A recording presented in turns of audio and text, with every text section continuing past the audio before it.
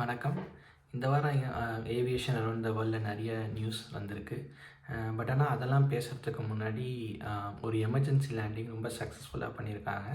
So அதை பற்றி பேசலான்றதை யோசித்தேன். ஏன்னா அது ரொம்ப முக்கியமான விஷயமா எனக்கு தோணுச்சு. ஸோ இன்றைக்கி என்ன வீடியோ அப்படின்னா, பேல் ஏர்லைன்ஸ் ஏர் கனடா ஆப்ரேட் பண்ணுறாங்க. அதில் ஒரு எமர்ஜென்சி லேண்டிங் ரொம்ப சக்ஸஸ்ஃபுல்லாக பண்ணி 72 பேசஞ்சர்ஸை காப்பாற்றிருக்காங்க. அதை பற்றி தான் நம்ம இன்றைக்கி பேச போகிறோம். வாங்க வீடியோக்குள்ளே போகலாம். Provincial 2259, clear down now 023. Provincial 2259, Halifax Tower, runway 23, wind 2306 knots, altimeter 3023, number 1. 3023, number 1, Provincial 2259. Provincial 2259, wind 2305 knots, clear to land, runway 23. Clear to land, runway 23, Provincial 2259.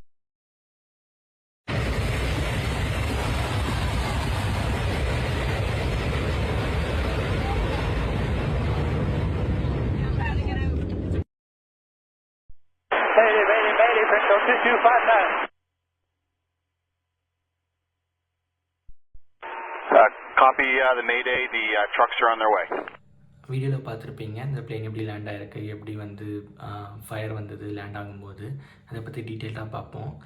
இந்த ஏர்க்ராஃப்டோட டைப் பார்த்திங்கன்னா -8-400 சீரிஸ் ஏர்க்ராஃப்ட். ஸோ இது டர்போ ப்ராப்னா என்னென்னா, இந்த விங்கில் இன்ஜினில் பெரிய fan வெளியே தெரியும், அதுதான் டர்போ ப்ராப். இந்த ஏரோப்ளேனை ஆப்ரேட் பண்ணுறது பார்த்திங்கன்னா பேல் ஏர்லைன்ஸ். இவங்க ஏர் கனடாவோட ரீஜனல் ஆப்ரேட்டர்.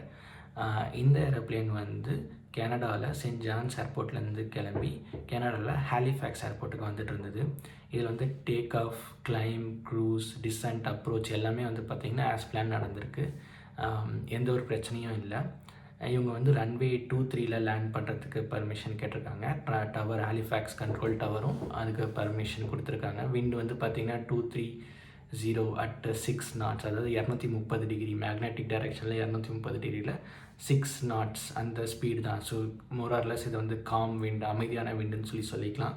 ஸோ அவங்க லேண்ட் பண்ணியிருக்காங்க. லேண்ட் பண்ணும்போது என்ன ஆயிருக்குன்னா, லெஃப்ட் லேண்டிங் கியர், அந்த டயர், அந்த கியர் என்ன ஆயிருக்குன்னா கொலாப்ஸ் ஆகிருக்கு. கொலாப்ஸ் ஆனதில் லேண்ட் பண்ண உடனே அந்த ஏர்க்ராஃப்ட் லெஃப்ட் சைடில் டில்ட் ஆனதால் அந்த விங்கும் ப்ளஸ் அந்த டர்போ ப்ராப்பில் இருக்க ஃபேன் அதுவும் ரன்வேல ரசிடேட் போனதால் நிறைய ஸ்பார்க்ஸ் வந்திருக்கு.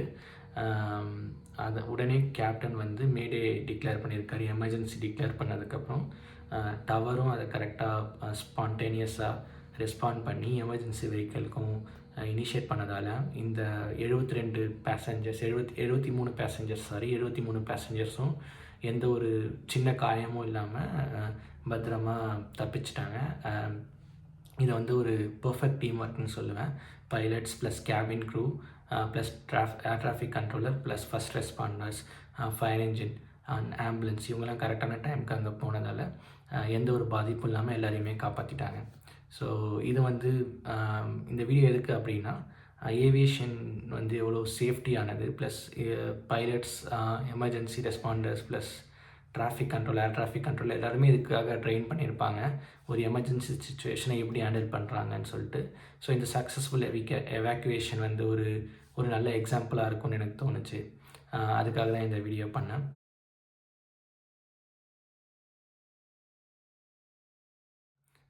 இன்னொரு அப்டேட் என்னென்னா, போன வாரம் நம்ம ஜேஜு ஏர் கிராஷ் பற்றி வீடியோ போட்டிருந்தோம். அதில் ஒரு அப்டேட் என்ன கிடச்சிருக்குன்னா, அதோட பிளாக் பாக்ஸ், அதாவது கருப்பு பெட்டி கிடச்சிருக்கு. ஆனால் அது டேமேஜ் ஆகிருக்கு. Plus cockpit voice recorder, flight data recorder இது ரெண்டுமே கிராஷ் ஆகிறதுக்கு 4 நிமிஷத்துக்கு முன்னாடியே ஸ்டாப் ஆயிடுச்சு. ரெக்கார்டிங் எதுவுமே ஆகலை. இது ஏன் ஆகலை அப்படின்னு சொல்கிறாங்க அப்படின்னா, அந்த பேர்ட் ஸ்ட்ரைக் ஆனதுக்கப்புறம் ஏர்க்ராஃப்டில் என்டையர் பவர் லாஸ் ஆகிருக்கு. Main power plus backup power. So அதனால் இந்த டேட்டா ரெக்கார்டரும் ரெக்கார்ட் பண்ணுறத ஸ்டாப் ஆகிடுச்சு. ஜென்ரலாக flight data recorder plus cockpit recorder எல்லாமே மெயின் பவர் போனாலுமே பேக்கப் பவரில் அது ஒர்க் ஆகிட்டே இருக்கும். ஆனால் இந்த கிராஷில் அந்த பேக்கப் பவரும் இல்லாததால் அது ரெக்கார்டிங் ஸ்டாப் ஆகிட்டுருக்கு.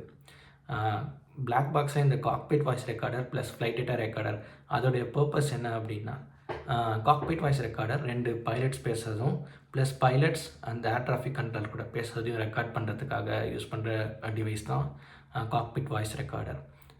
ஃப்ளைட் டேட்டா ரெக்கார்டர் என்ன அப்படின்னா அந்த ஃப்ளைட் இன்ஸ்ட்ருமெண்ட்ஸ் சொல்லுவாங்க. ஃப்ளைட் இன்ஸ்ட்ருமெண்ட்ஸ்னால் என்னென்னா air speed indicator, altitude indicator, pressure, oil pressure, fuel எல்லாமே வந்து அந்த டேட்டாவெல்லாம் வந்து ரெக்கார்ட் பண்ணும். அது வந்து அந்த இன்ஸ்ட்ருமெண்ட்ஸ்லாம் பைலட்ஸ்க்கு முன்னாடி இருக்கும். அதை பார்த்து தான் அவங்க ஃப்ளை பண்ணுவாங்க. ஸோ அந்த டேட்டாவெல்லாம் வந்து ரெக்கார்ட் பண்ணுறது தான் இந்த flight data recorder.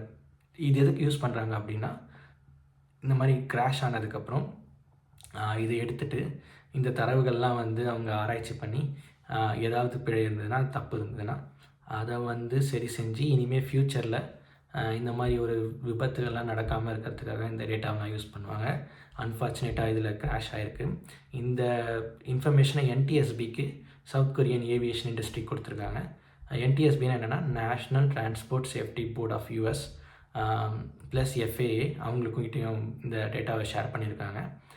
FAAன்றது federal aviation administration. இந்தியாவில் வந்து director general governance of aviation இருக்கும், DGCA. இவங்க தான் வந்து அந்த ஏவியேஷனை வந்து கவர்ன் பண்ணுறவங்க. USல FAA. ஸோ இவங்க வந்து இன்வெஸ்டிகேஷன் ஸ்டார்ட் பண்ணியிருக்காங்க. ஸோ இன்னும் இதை பற்றி நிறைய இன்ஃபர்மேஷன் வந்து நான் கண்டிப்பாக இன்னொரு வீடியோவில் அதை பற்றி ஷேர் பண்ணுறேன். இப்போதைக்கு இந்த வீடியோ உங்களுக்கு பிடிச்சிருக்கும்னு நினைக்கிறேன். பிடிச்சிருந்தால் லைக் பண்ணுங்கள், ஷேர் பண்ணுங்கள், கமெண்ட் பண்ணுங்கள். நன்றி.